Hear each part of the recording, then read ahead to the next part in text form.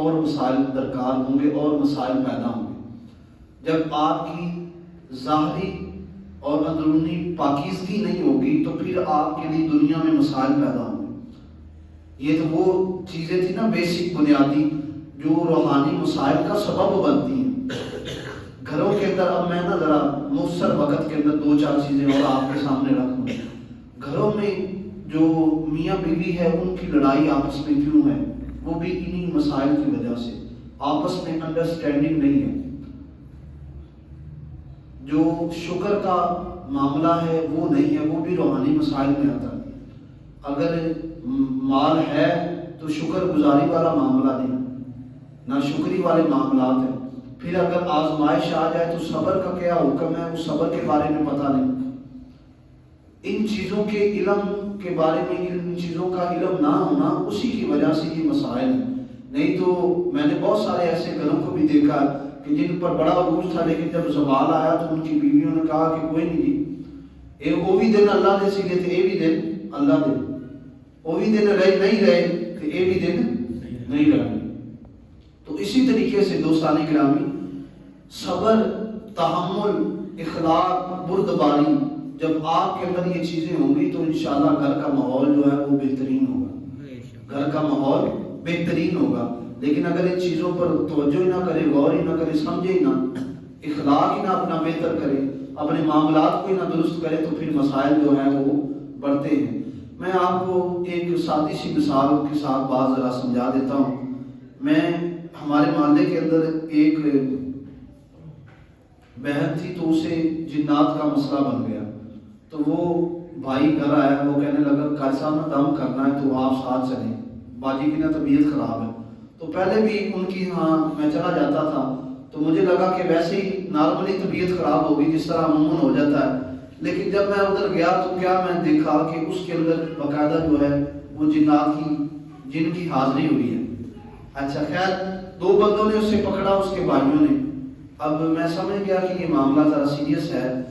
جو قرآن کریم سورۃ البقرہ شریف کی آیات مقدسہ اور چند صورتیں جو ہے تلاوت کرنے کے بعد میں نے اس پر جب دم کیا نا، تو وہ اس کے اندر وہ چیز بولنا شروع ہو گئی۔ ظاہری بات ہے، قرآن کا ایک اپنا نور ہے، اس کی ایک اپنی طاقت ہے۔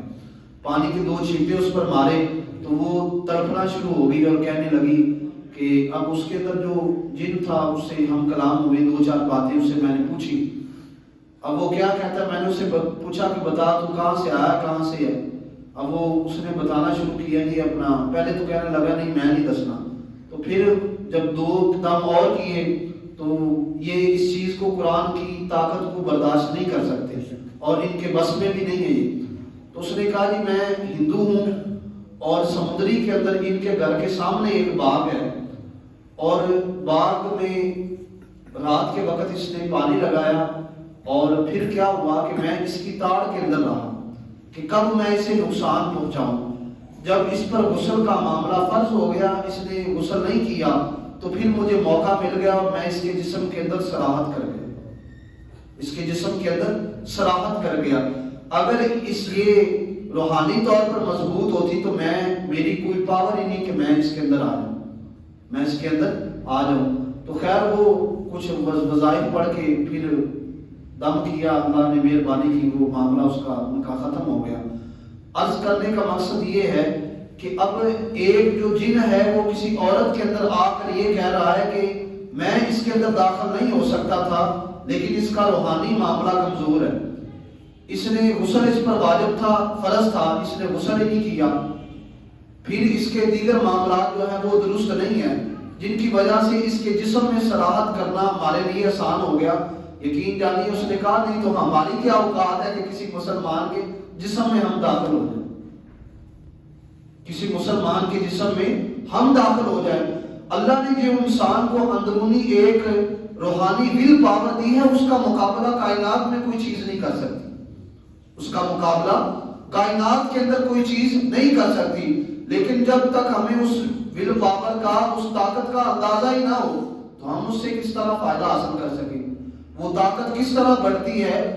وہ طاقت ہے تقوی کی طاقت، ایمان کی طاقت۔